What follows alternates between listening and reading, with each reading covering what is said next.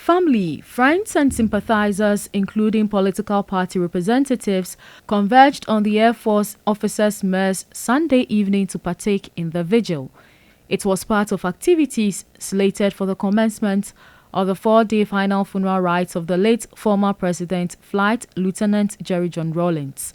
Tributes poured in as the statesman journeyed on to eternity.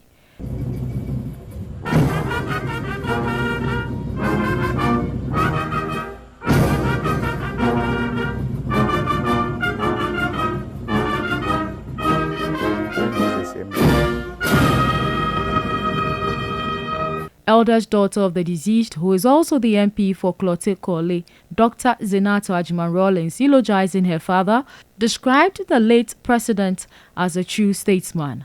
In many ways, I think I experienced some dimensions of him by observing him in the public domain.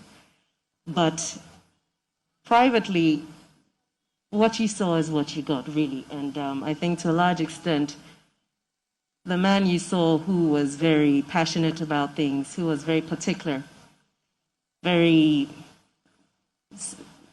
was a perfectionist, and he would pick on the strangest things, but he observed so much. I remember when he was in the castle, there was one time when we walked up the stairs and he just turned and asked me, "How many steps did you climb up?" Former MP for Ablekuma South, Fritz Bafo, stressed the need for JJ's death to unite members of the NDC and forge ahead with one purpose. We have to appreciate each other more. We have to unite and care about each other more. The NDC, sometimes we tend to argue too much about unnecessary things. What is important is to keep the unity and believe in ourselves. That is what I believe that we should do. He also shared some fond memories of the late astute politician. My fondest memories are that I lived in the time he lived.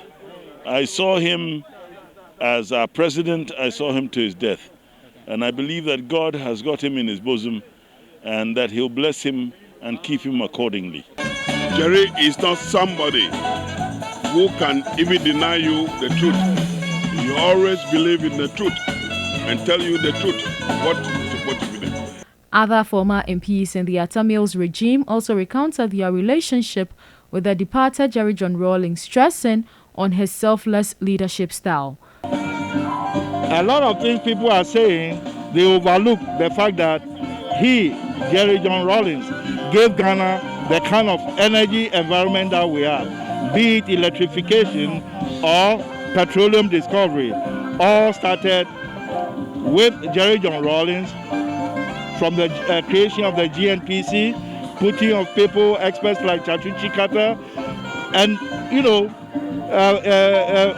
pressing forward until oil was discovered in Ghana to make Ghana now an oil-producing country. I understand what they might be going through.